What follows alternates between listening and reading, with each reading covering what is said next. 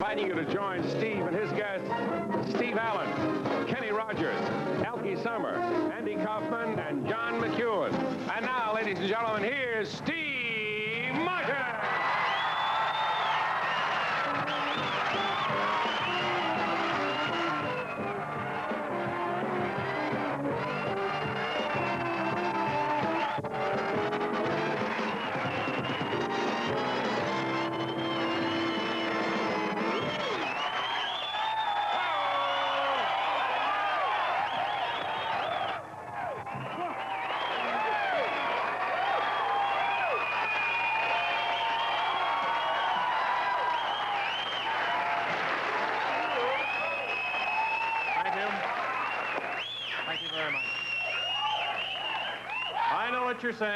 You're saying, oh, sure, he's funny, but he's an umbrella head. Well, so what if I am an umbrella head? Oh, I get it. You people are prejudiced against umbrella heads. Well, I'm sorry. You think, oh, it's okay to come watch them perform, but I wouldn't want one moving into my neighborhood. You probably believe that old prejudice that all umbrella heads throw fish. Well, I'm sorry, that's just not true. But if that's what you want to believe, well, then go ahead. Call me an umbrella head. Go ahead.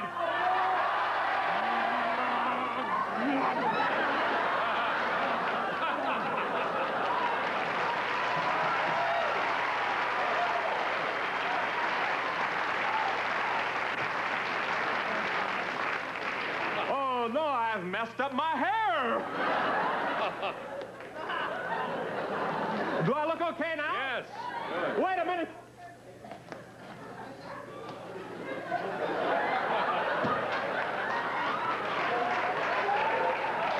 I'm back.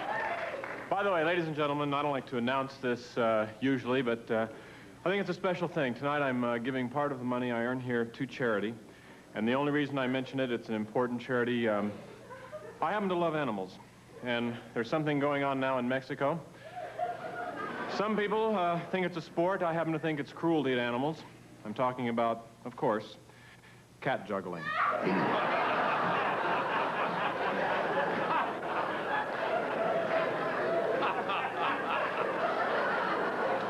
They take the little kitties, 10, 12 weeks old. They juggle them and bet on them, and they're going like this. Of course, the poor little kitties are going, meow, meow. Something going on now in Kansas and Nebraska that makes me sick. They take little laboratory mice, they take them out to Hollywood and promise them they're going to be in pictures.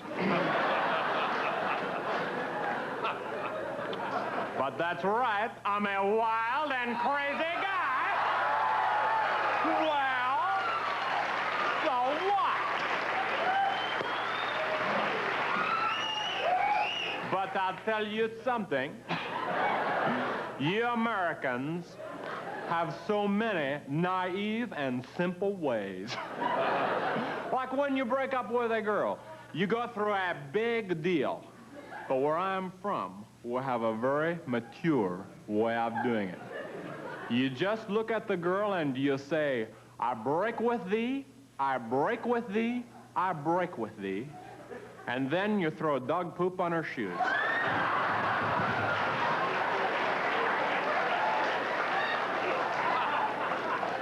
It's so much more mature.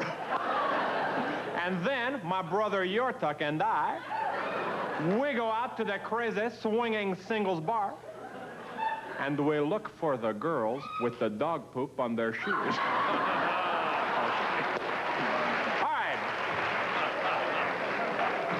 I know a lot of you people, you must look at my act and think, oh, he must be really crazy off stage, too. And actually, it's not true. Kind of a normal life. I was sitting home yesterday eating my bark, and I was thinking, when I was a kid, I played football in high school, and I think, what an average thing to do. I was quarterback, first-string quarterback for about 2 weeks, and I quit. And I'll tell you why. Because when I'm out there quarterbacking, I think it's important for me to be in charge. I like to call my own plays. The coach didn't agree with me. I had my own strategy. I used to like to punt on first down. So I quit that and became a cheerleader. And that's when I first started writing. I wrote cheers for the team, and the other cheerleaders were so jealous they would not use one of my cheers. I wrote, "Die, you gravy-sucking pigs." And "Try and make a touchdown, you scumbags." Wouldn't use it. Okay, well, that's it. We have a fantastic show tonight. Steve Allen, Kenny Rogers, Elkie Summer, Andy Kaufman, John McEwen, and we'll be right back after this crazy message.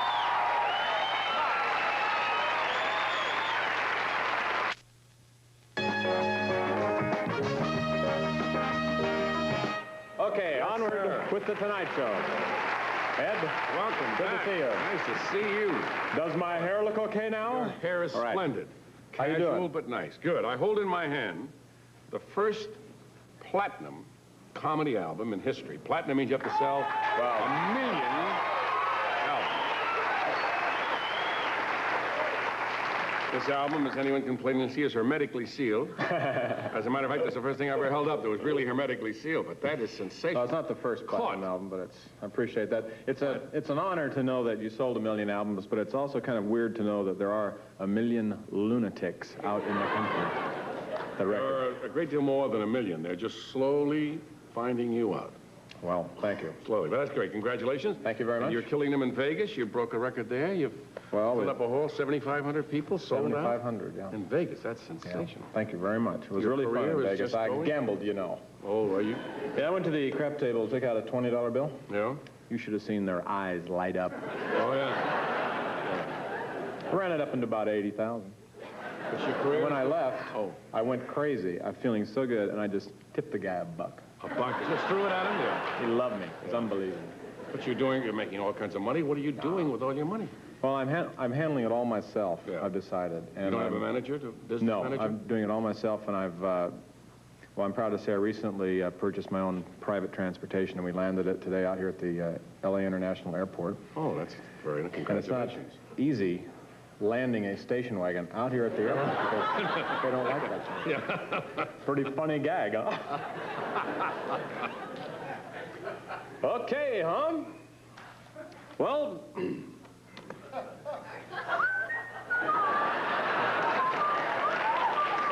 I was wondering, that moment when that happens, when you have nothing left to say. You just go, start whistling? oh, yeah.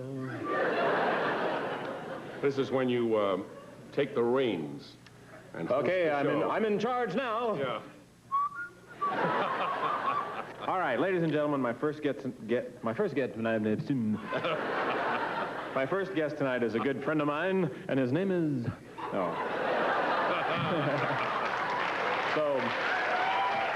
and he's really had a tremendous success this year, and he's always been great, and he's included in the things he's going to be doing are co-hosting an NBC special called Well, I'm off the air now.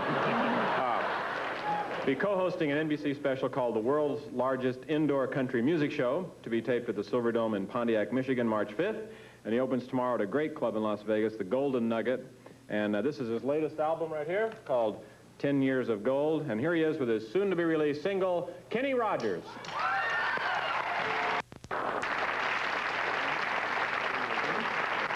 Thank you. Really good. He's going to tell him, and we'll be right back after this commercial.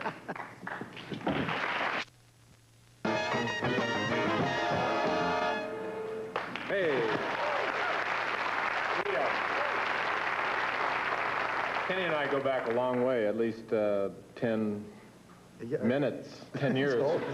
10 years ago, and we worked at before the Smothers Brothers show. That's right, at Ledbetter's. We used to, when Randy Sparks had the New Christy Minstrels, we used to both work at Ledbetter's. And that was a good club. He started a lot of entertainers. John Denver, I don't want to give Randy credit for putting John in Chad Mitchell Trio. I'm not sure if he did that or not, but John did work at the at Ledbetter's, and you worked there. A lot of people. An awful lot of talent went through Randy Sparks' Yeah, organization. and sometimes he's not given credit for that. He founded Christy Minstrels, and Back Porch Majority. Well, anyway, so this album looks like you've got a lot of big hits on here.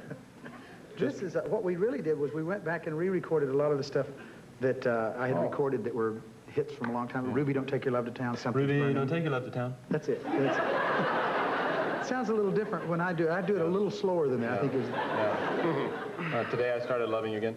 Today I started loving you again. That's great. 10 years ago. Oh, we're going to be working together in May, too, at Harrah's. I was afraid of that. Yeah, let me tell you, I have heard, first of all, I happen to be probably the biggest fan of Steve's, but I have heard about some of Steve's audiences. And while I'm excited about doing it, B.J. Thomas told me that it's the hardest thing he's ever done because he comes out on stage, and B.J. has really, I think, one of the most beautiful voices in the business. And he comes out on stage and he starts singing, and he looks down, and there are people in front of him with balloons on their head. And here he's singing, raindrops keep falling on my... And the whole show, and he kept, kind of joking and saying, would you mind not wearing the balloon? We're waiting for Steve. Wait for Steve. No, they won't bother. No, that's not fair to B.J. because he's a brilliant talent. But I mean, I'm looking forward to that. But it must have been good. He sang religious numbers during his show, too. It must have been good singing the religious numbers and looking out to see a balloon with nose glasses on. I want to have a pen in my hand. I'm going to just pop them as I go around. No, they won't give you any trouble. No, I'm going to give you trouble, though. I'm going to go out and sit in. Yeah, Kenny. I enjoy that. No, hecklers really make my show as a rule. Really? Yeah. Because I really don't sing that much, and I just sit around and talk to people, and hecklers, I wait for them. Without any hecklers, I do 8 minutes. So it's going to be interesting. Somebody heckle Kenny. We got 8. Oh, we got a lot of brilliant hecklers out in the audience. How'd you like my comebacks, though? That was we had them. I know. We had them going there. This should be fun, though, what happened in, you just came from, take it, Kenny. Sikeston, Missouri. That's it. Yeah. No, now this is really very serious.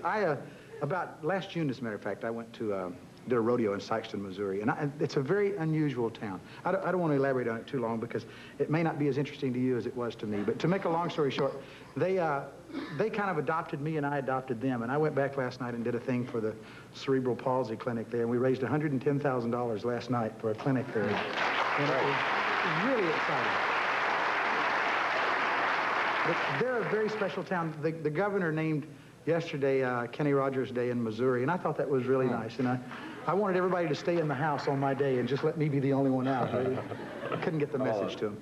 What about your recording with Dottie West? I heard about that. I've started a whole new thing. With United Artists, Larry Butler is my producer, and he had suggested that I do some stuff with someone else. And I had never done this before other than with the first edition, which we were a pseudo-organized group.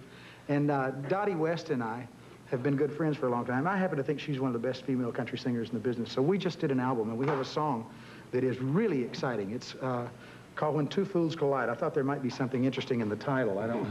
It sounds very poetic, the title, isn't it? I mean, really, I'm serious. It was Two Fools... Everything I say is not a gag. I have a heart, too. So what's this comedy song, Two Fools Collide? What's the deal? It's a very poetic song that we do. But it's doing very well. We've sold about 250,000 records in the last 6 days. So it What do they get in the stores?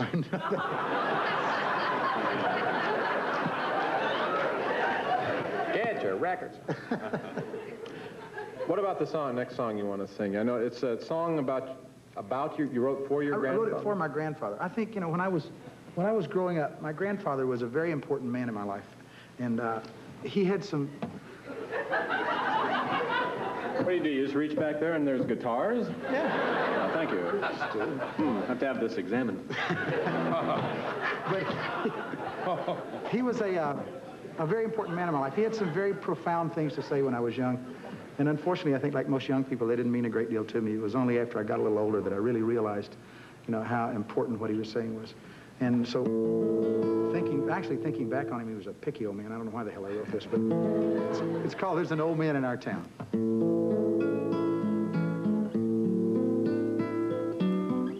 knew they'd be excited. There's an old man in our town, and I guess he's been around for years and years. At least it seems that way. wrinkled hands and rocking chair, growing old, just sitting there. Every year he had the same old things to say.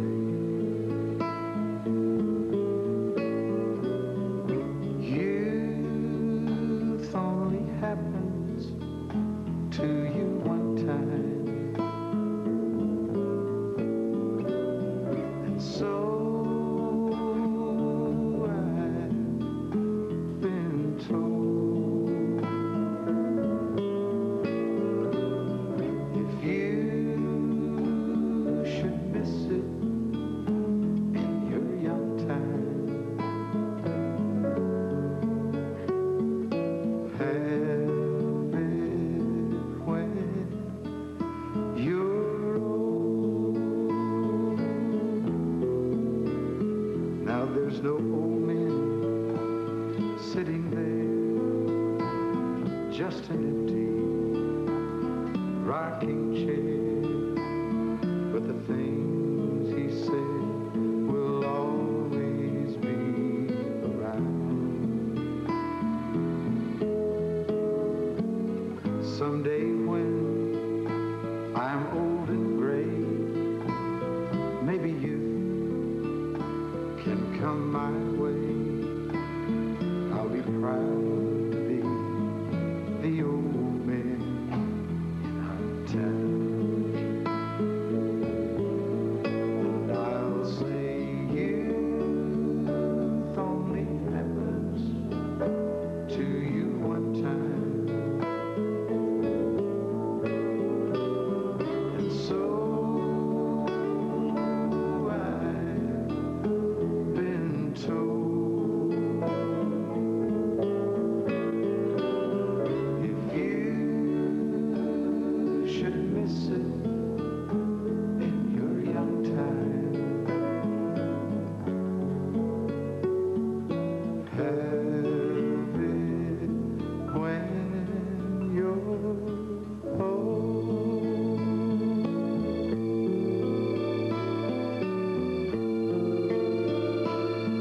My grandfather.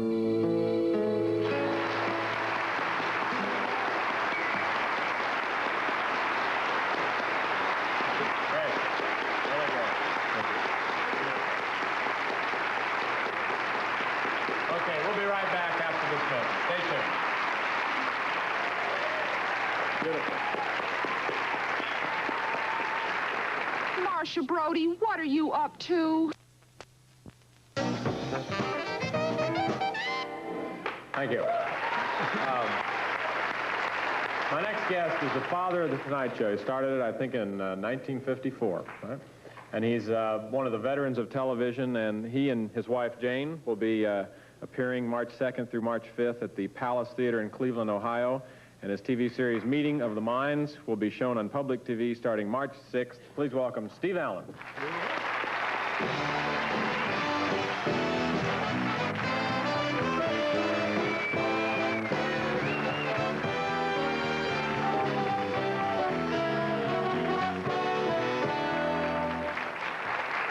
Steve Allen. What's...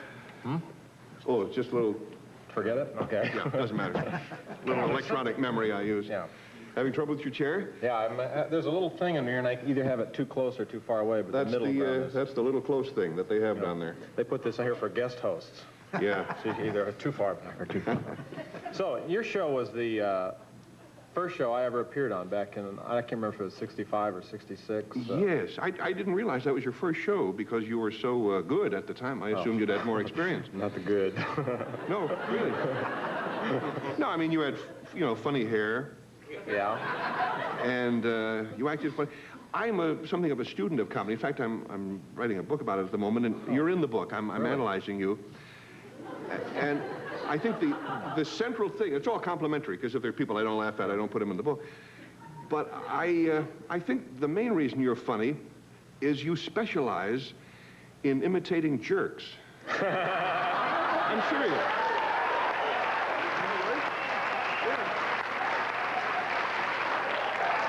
I assume it's an imitation. I don't... No, all seriousness aside. No, you do that brilliantly. Well, I'll have to think about that. I never thought of it. I never tried to analyze, and you probably... It's tough to analyze yourself. You know, you can analyze you Groucho or Mickey Mouse or something, but it's tough for all of us to analyze ourselves. So what do you say? Oh, analyzing jerks. Yeah. So, anyway. What about your new show, Meeting of the Minds? Now, I caught it briefly one time before I was going on. I always have to rush on, but maybe you can explain it. Well, it's just Because another... I couldn't understand it. It's just one more talk show. I'm not sure the world needs one more of these, but the unique thing about this, Steve, is that all of the guests are important personages from history. For example, among the people coming up soon, we have Socrates, Plato. Those names never got laughs before, except perhaps in ancient Athens on certain wild Saturday nights. Hey, here comes Plato. Wow! But anyway, that's the kind of... That must be quite an agent you have to get those people. You put your finger on the important factor here. We don't use actors. We get the original people. Boy, that is unbelievable. Yeah, I'm not at liberty to explain how I've worked that out. It has Great something makeup, huh? No, it has something to do with the eventual fate of my soul. There's a man out in the back in long red underwear. I have to talk to him after the show. But it'll work out until, I get to be about 80 and then I have to check in. But we really get these people, and it's thrilling. It's not an interview show in the sense that this is, but we turn them on to each other. We have Martin Luther and Voltaire arguing about... This is a great audience. John Greenleaf Whittier. Samuel Gompers. All right. That's funny. No, but you do have actors come on and play. No, we have the real people, Oh, okay, Steve. I'm sorry. Yeah.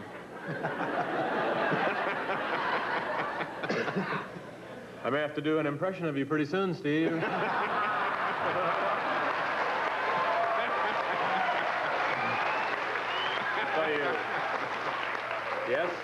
Yes, go on. You have the real people. Come on, yes. Anyway, that's all there is to that, and you'll be able to see... What do you talk about? Well, they talk about whatever was important to them in their life. Thomas Aquinas talks about his theological views. Karl Marx discusses his radical views. His brothers, right. Marie Antoinette explains how she, lost her head. And whatever they did in their lifetime, that's what they discuss. It's not a comedy series, I should explain. It's, Well,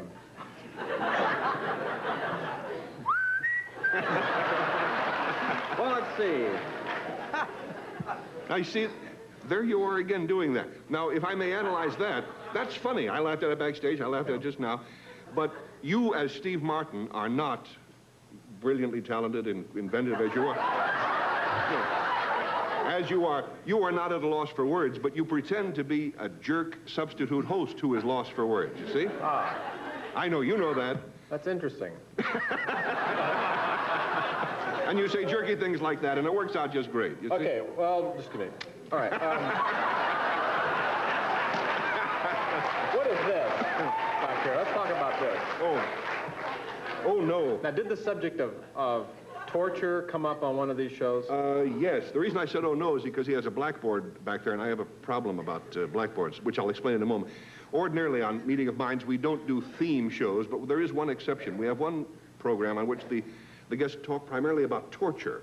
The guests in that instance are the Dowager Empress of China, Cixi, who thought it was perfectly all right to chop people's heads off or to torture them otherwise if they didn't shape up. Then we have over here Frederick Douglass, the great black leader who, as a slave, had the heck beaten out of him a lot before he escaped. Then we have the Marquis de Sade.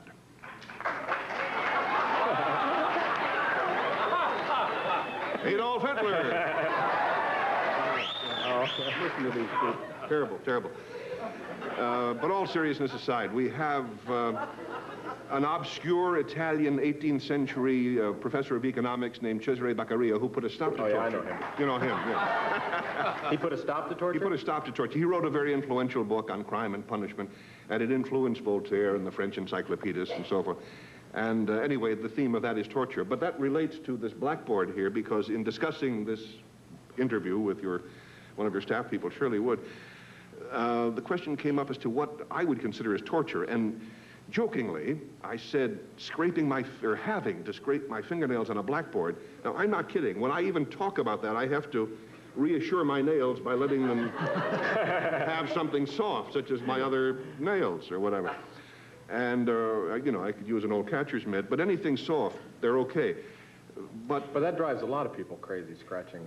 Does it bother you if you scrape? Can you scrape your nails? I'm not going to do it. Ooh. I'm not going to do it. Terrible. Does that bother you? No, I'm not going to do it. I wouldn't do it. It might be interesting. We have what? How many people are there, Freddie? 800? 502. 502 people. Okay. Let's find out now. A lot of people screaming. Obviously, you are bugged by that. Are there any of you in the audience who do not care, who could scrape your nails on blackboards all day? Those are the people who clap for the Marquis de Sade. Yeah. That's about 200 people who aren't bugged by that. I thought it was about 250.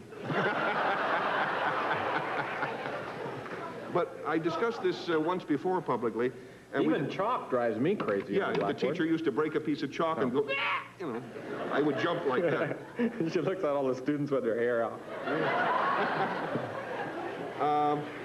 How about those of you out there who have the same nervous reaction at even the thought of tinfoil coming into contact with your teeth? But how often does that situation come up, really? Maybe let you bite into a mine or something. You know when it comes up? I'll tell you when it comes up. I never thought of this before. When you put on a jacket you haven't worn in about 8 months, and you suddenly want a piece of gum, and you feel around, you go, hey! And you find a piece of gum, but it's 8 months old, and you can't get all the tinfoil off it. That's when it happens. Next question. Well, what do you got? Hey, I've got some gum here. Now, what about when your teeth come in contact with a blackboard? That doesn't bother me at all. No, that doesn't bother me. Well, we'll put this away. I guess we're not going to do this then. Scraping with a fork. No, I can't stand to do that. Okay. Scraping a fork on the bottom of a pan. How about that, gang? Ooh. The fork on the bottom of a pan? No, that wouldn't bother me. Chili crack corn and I don't care. Fork on the bottom of the pan right there. Now you're making me act like a jerk. To see what condition my conditions are. Now, ladies and gentlemen, we're going to go to commercial. So stay tuned, and we'll be right back after this brief commercial break.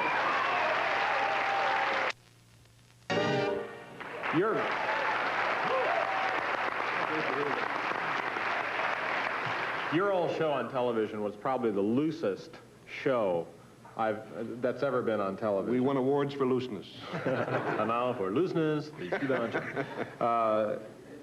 it seemed like the funniest moments seemed to be spontaneous anyway, or something that you had to sort of joke your way out of. I wondered if any situations ever came up where you suddenly go, you couldn't joke your way out of. There was, believe it or not, just one instance in my, whatever, 30-odd years, when that happened. Ordinarily, you know, like Johnny is never so funny as when he's in trouble with his monologue. Comedians who can ad-lib, like you, are often funniest when they're in a little bit of trouble and you, as you say, joke your way out of it. But there was one moment that I almost get the fingernail on the blackboard reactions thinking about. I had been to see someone here, and I think the old Macombo or the Coconut Grove or something, let's say Sammy Davis, whoever it was, put on a terrific show. And I was applauding and loving every minute of it. And I happened to glance at the next table. There were 4 or 5 guys sitting there with cigars, never applauded through the whole show. And the show was sensational. And that annoyed me, as it still does. I think you should always applaud for people, because if you were up there, you'd want them to applaud for you. It's golden rule time. So that night, the next night I'm on the air, and I introduced, I got talking about this matter, and I made a little 2 or 3 minute speech about it. So I said, okay, so much for that. And now, let's welcome our guest of the evening, Miss Peggy Lee. And she walked out to a tremendous ovation, which she would have gotten anyway, but after that speech, they were really applauding. And I suddenly looked down, and there's one guy in the first row who's just sitting there like this, not applauding. And I thought, what's going through this dummy's mind? I just made a point of this, and he's still sitting like this, you know, whatever. So I said, hi, Peg, nice to have you with us. Sit down, make yourself comfortable. I'll be right back. And I grabbed a hand mic and hopped down into the audience. And I walked up to the gentleman, and I got about this close to him, as close as I am to you. And then I saw that he had no hands. Yeah, that's right. It was the scariest moment, maybe of my life, not just my career. Thank God nobody else in the audience knew. Just he and I had a secret about what had just happened. Because he just, you know, had his hands like this. So I went into instant shock, and what I did, some part of my brain kept moving. I interviewed the woman next to him about her new hat. I said, "Here's a nice hat this lady's wearing here." You know, I have no idea what I talked to her about because I was in, it was Dagwood Bumstead eyeballs, you know. But that's the one time in my life I had nothing funny to say. Well, I can't, I have to say I'm in the same position right now. Now, every time you're on the show, you by popular request, My own, yes. You sing a song, and you have a new song tonight? I always have a new song. I've got hundreds of new songs. However, I'll be glad to sing one for you. I'd love to hear you play one. All right, thank you. Steve Allen, at the Whirlpool.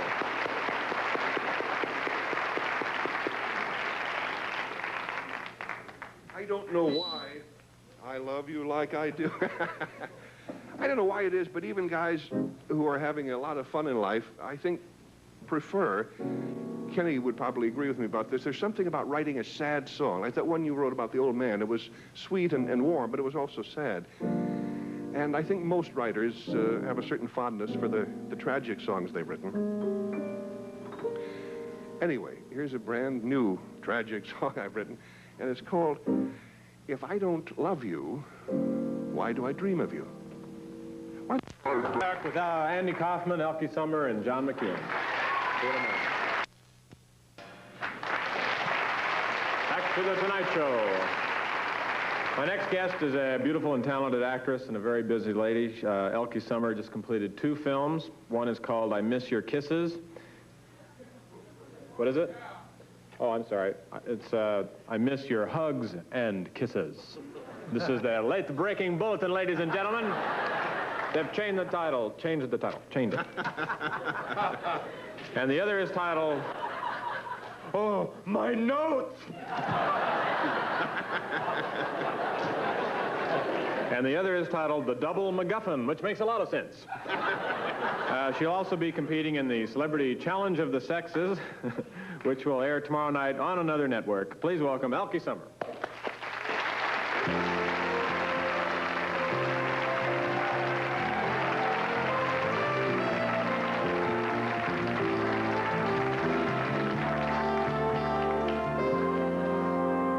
Well, you look great.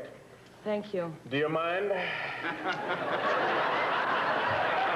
I have to have some memories out of show business. After tonight, you think it's going to be over? It could be. Very close. I don't think so. I'm getting signals that career is over. Career is over.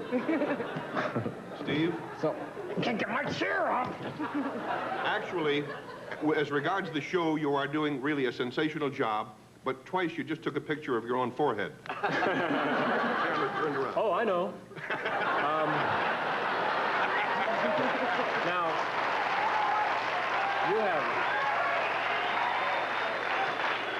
you have been a star for Not that many years.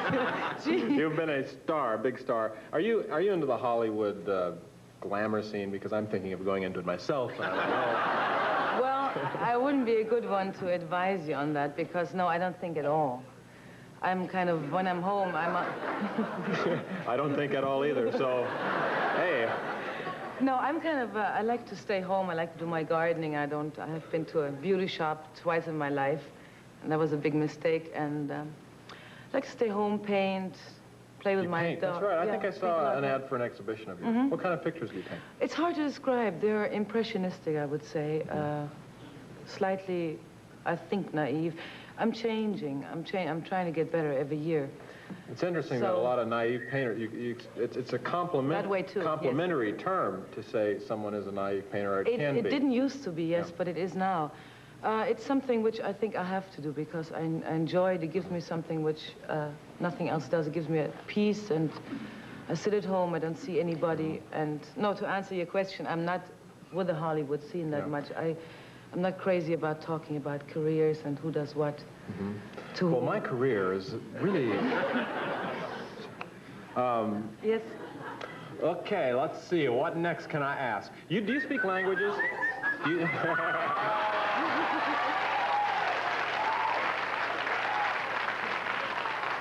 Now, are you Swedish? Is that it? No, I'm German. German? Yes. Well, let's However, see. I still do speak languages. Yeah. You do speak languages? Yes, I do. What would do you like speak? to know?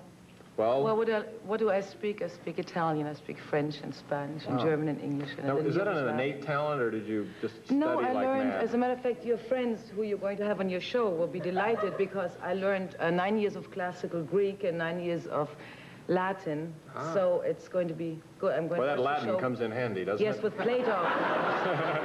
No, and the Greek, with Plato and Zeus and... Yeah. Socrates. Socrates, of course, yes. I heard Zeus wasn't doing any talk shows anymore. That's right. I tried to get Zeus. I had to settle for George Burns. Didn't work out too well. So I had a pretty, what you call a classical education, actually, rather than learning new languages, modern languages. But I did that when starting to work in the business. And How would you say, excuse me, in Latin? oh, in Latin, they don't have the direct accusative, but in Italian, I can give it to you. Okay. Scusate Give it to me. Oh, I'm sorry. Do it again. Scusate me. You don't always say, you always say, excuse me. Scusate me.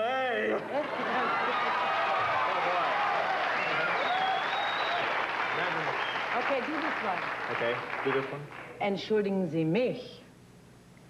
I can't even. You come can, close you to can. that. No, of course you can. Just relax. Entschuldigen Sie mich.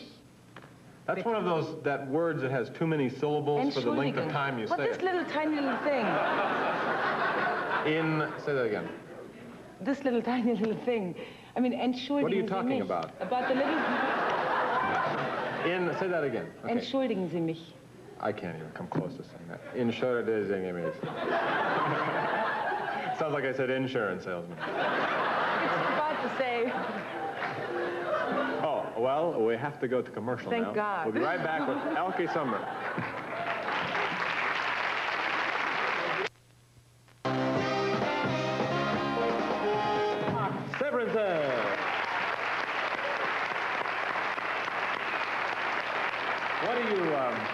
What do you do on Celebrity Challenge of the Sexes? That's on tomorrow? I think so, yes. I break my What, you do? behind. Yeah. Well, it's very hard because I just came It back is? from... That is also, yes. Well, yes, kind of, yeah. Yes. Last time we did a kind of an obstacle race, which is kind of fun. But boy, I felt my bones and my muscles a week afterwards. Yeah. And you're athletic, I assume. Kind of, yeah. I'd like to play tennis. I'm not as athletic as everybody thinks I am, but I managed. What do you do on the show? On the show, you have to climb a pyramid, slide down a pyramid, and run underneath a kind of crazy cage-like thing. Then push a bag which weighs about 200 pounds, at least it seemed to it, high jump, and then run through the finish line and throw yourself on the ground and be glad you made it. And we had a tie. A tie? We had a tie with the guy, and we had to do it 3 times, after which the whole day was shot and the whole week was shot. I mean, I just walked around like that. It was awful. It sounds like you could use that somewhere, I mean, like in your house, to get to the bathroom. You climb over the pyramid, and then you... You go underneath the little cage. Can I ask you a question? Sure. During the commercial, Yeah. you gave me a little cigarette. Yes. Why don't you... That's interesting. No. And I wouldn't have said that. All right, No, guys. that's What I'm curious. smoking looks kind of strange and smells kind of strange. However, knowing me better, if you know me better, you No. think what you're thinking would be out of the question totally, of course. Mm-hmm. This is what you call a BD. It's an Indian cigarette, which is a little eucalyptus leaf wrapped around. In the middle is something else, chopped up. Oh, no! Here comes the band!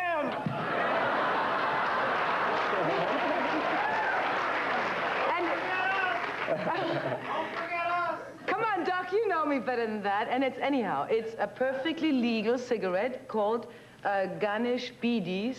And this is what it is, and it smells a little like incense, and it's good because it doesn't have any saltpeter in it, and that's enough for the Oh, thank God for that. Yes, I mean, that's very important.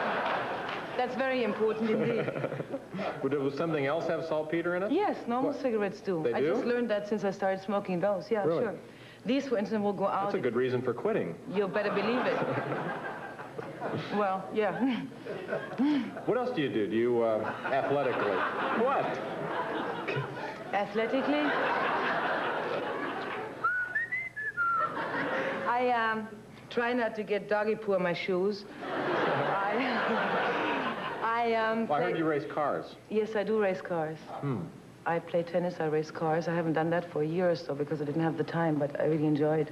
What kind of cars did you race? Well, I used to drive for Porsche, and then I drove for Opel. I totaled about... You drove for them? Yes. You mean you're like a professional race driver? Well, kind of, yeah. I drove for Porsche. I totaled their car first time around because some idiot told me that to get the apex more to the left, and I have to touch the grass with the hind wheel if I really have to get the apex right and, you know, not fly out of the curve. And all that at about 90, 100 miles an hour. So I got more to the left. Like he said, he was a driving instructor. Anyhow, and I hit a bump, and I didn't hit it straight on. I hit it like that with a slight angle, and the car just turned over. I couldn't hold it anymore. And were you hurt? no, but I had, you have to wear helmets, of course. It was only a trial run anyhow. And be strapped in. My helmet had a gash in it, down to the leather, through the hard stuff into the leather. So my head would have looked pretty terrible. You know, the funny thing is, Steve, every time I go there, I think, I'm not going to do it. I mean, I'm not going to go to the Nürburgring. I'm talking now, I've only been racing at the Nürburgring. And I always say, I'm not going to do it because it's madness, it's idiocy, you'll have so much to lose. And then I'm just going to be a spectator. I get there and I hear the people race their cars and drive around. I hear the engine noise and I say, well, maybe one trial round. I get in and I forget everything. It's amazing. I think it's the feeling of power you get so very rarely by controlling an incredibly potent piece of machinery. I'm getting myself into something there. Yes, I saw it in your eyes. Anyhow, in controlling a potent piece of machinery, which is totally up to you to make a mistake or not. And that, I think, is the challenge. I mean, you could also control a potent piece of machinery by having control of your husband or whatever, but never forget it. Oh, well, okay. We're going to go to commercial, and we'll be right back. On that note, huh?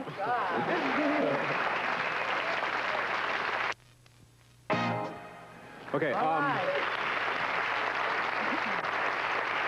what about your picture? What's it called? The I Miss Your Hugs and Kisses is about the most publicized trial in Canada. We shot it in Toronto. It's about a double murder mystery. He hired somebody to bump her off, and she hired somebody to bump him off. Finally, she got killed, and it shows the various possibilities of how she could have gotten killed because nobody found out. Now, the double MacGuffin... It's a true story? It's a true story, yes. The double MacGuffin is a...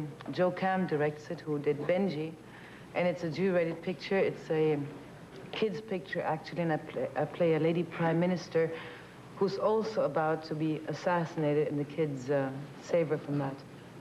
So those are the two last ones. Go see those. All right. Don't laugh at me. I'm beginner up here. Andy Kaufman. He'll be appearing in Los Angeles, the main room of the Comedy Store this Wednesday through the 25th. And he'll be in New York City at Town Hall on March 4th. He sings, he dances. I don't know what he's going to do tonight. Here's Andy Kaufman.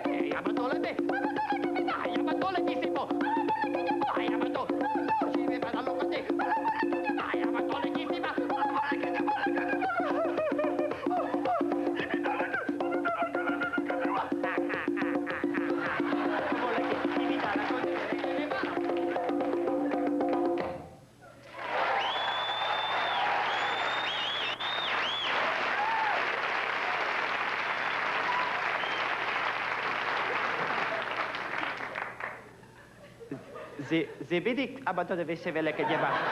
Ibe onsi vele kan sum tibish mana bado che dibe. Ibe da bondele bon. Ibe da. Ibe se nevet si vele ko sum ibe so tombele.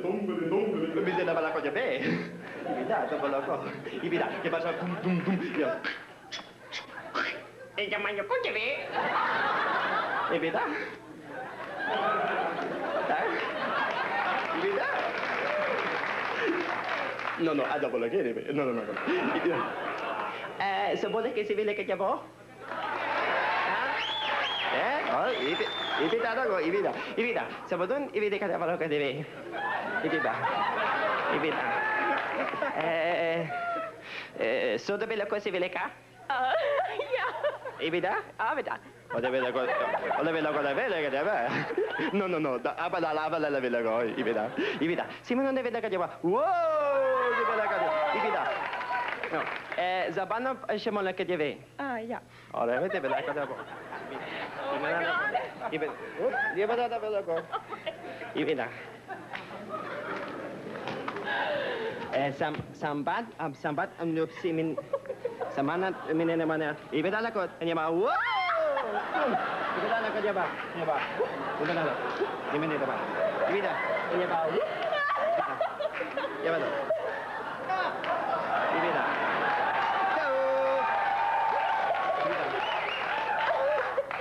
Ibida, sabar aku deh belega.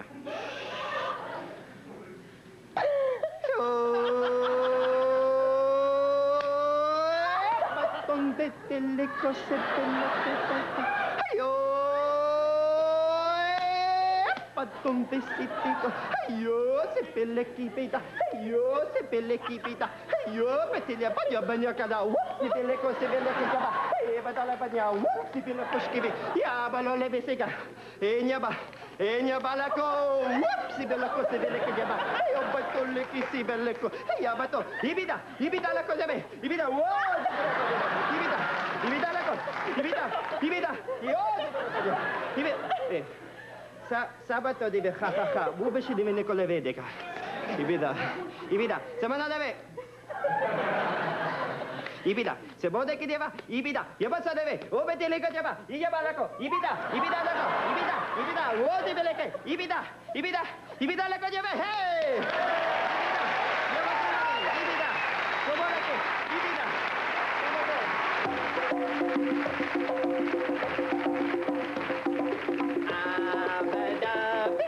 Abida, buba.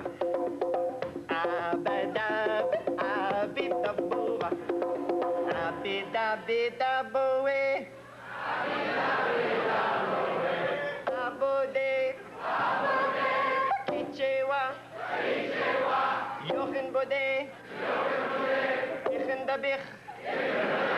Jochen shiviko da shiviliko sikele manankalo.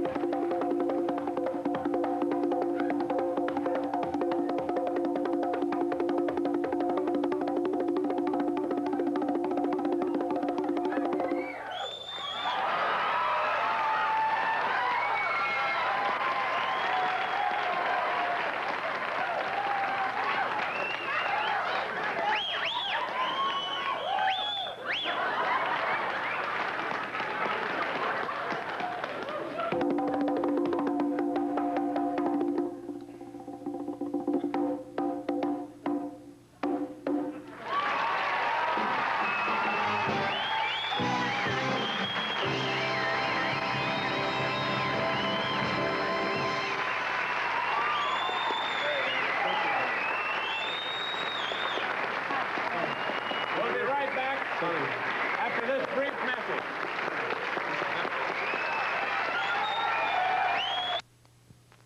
We're back. That was a great performance by Andy Kaufman. Very, very fun. It's really good. That character with the, I don't know what kind of character it is exactly or where it's from. The one out there that you did? Oh, no, that's really me. And then... But the foreign man, you mean? That's another character. Mm-hmm. So that was really you out there, and then what are you doing now? Right now, this is really me. Oh. And then, what about the foreign man? Then? No, that's just a character I do. Oh, I see. So there's two real yous, and then there's a character. Well, there's some others also. There's other real me's, but the foreign man isn't one of them. I see. Where did you originate that character, the foreign man? In New York, when I used to perform at a place called the Improvisation in New York. There's one also in Los Angeles, and I go to each. Even now, whenever I'm in either city, I like to perform there as much as I can. And when I started out there, and I would go on stage, and my act began with my Elvis Presley imitation, and.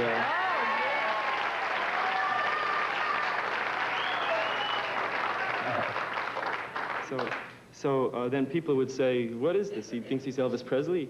You know, so I wanted to come up with something like innocent so that the people would like me, and then I could imitate Elvis Presley. Yeah. Because you see, that was like the late 60s. Elvis Presley was not really that, he was sort of fading out. It was right before he made his comeback in Las Vegas. And people just thought it was off the wall to do Elvis Presley. So I did made up the character for that. And I would come on stage, I'd say, thank you very much. I am happy to be here, but it's too much traffic today. It took me an hour and a half to get here. I'd wait, and everybody go, oh, no. And then I'd say, but my wife, she don't know how to cook. Her cooking is so bad. It's terrible. And they'd go, oh, this guy. The audience, you know, they really believed it was true, so they would say, oh, no, this guy just got off the boat. He's going to starve. He's going to starve. And but then one person, they'd start going, you know, embarrassed. They'd start, but they didn't want me to hear them laugh, so I'd hear like one person almost laugh, and I'd go, wait until I finish, wait. And then they couldn't help it. They'd have to laugh. So once they started laughing, I'd make like I thought they were laughing with me when really they were laughing at me, and the whole thing would... You actually went out to deceive. Yeah, so they would all get embarrassed. Yeah. And then that's an interesting point of view, to embarrass the audience. Yeah. Is the character based on anybody real, or? Oh, several people. Like I would meet in New York. I grew up in New York, and several friends and just people that I'd meet all the time. There are a lot of different foreign people in New York, and this character is not any one nationality. He's just kind of a combination of all the foreign nationalities. Would you use the voice on the street when you're walking around? Or? Oh, yeah. And I got a lot of good things that would happen from it. Like if I want information, you know, or let's say I do something wrong, like cross the street when I'm not supposed to interview. What are you trying to do? Get out of here, you know. And if I said, oh, I'm sorry, I didn't mean to, they'd say, but if I said, I'm sorry, I did not mean to, I don't know what to do. They'd say, oh, all right, it's okay. One time... Like one time, these people in downtown New York, they came up to me and said, all right, we want some money.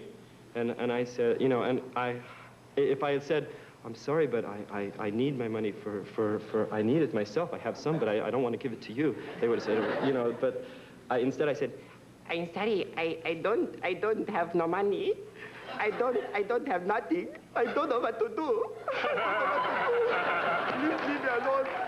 Leave me alone. And they said, all right, listen, here, you want some money? That's great. That's good. All right, I wish we could talk all night, but we can't. So, my next guest is a member of the Nitty Gritty Dirt Band, and he works on his own. His name is John McEwen, and he's a close personal friend of mine. But there's some information on here. They'll be appearing. They're the first of all, the Nitty Gritty Dirt Band is the first American rock group ever to tour Russia.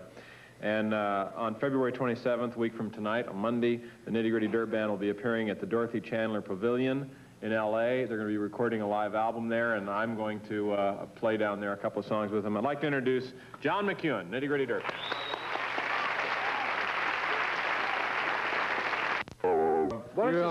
It's like you say, Steve's a good old friend of mine, and thanks. I got friends I haven't even used yet, you know. Anyway, how you doing? Play a song. Okay, thank you very much. And now we're going to go on. Thank you. No. Well, John is one of the best banjo players in the country, by the way. Not very good in the city, of course, but I want to...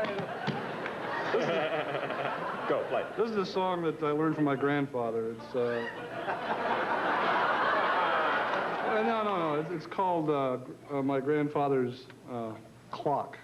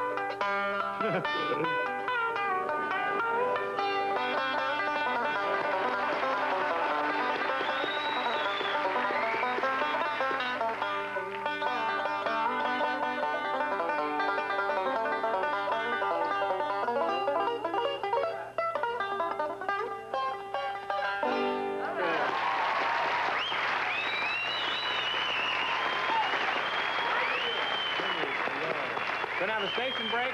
We'll be right back. Don't go away. Back in a second.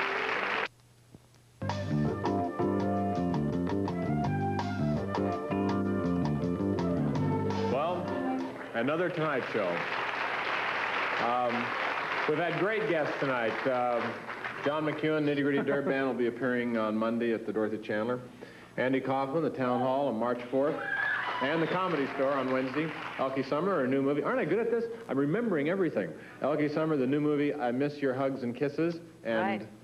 Double McGuffin. Egg McMuffin. Okay, whatever. And, Egg McMuffin. Steve Allen. I'll be in Cleveland March 2nd. Hey. But so will a lot of people, Steve.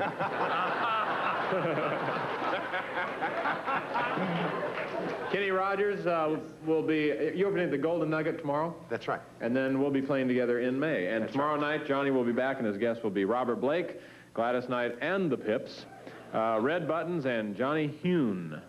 So thanks a lot, Doc. Thank you, Ed. But I want to thank the people. Thank the audience.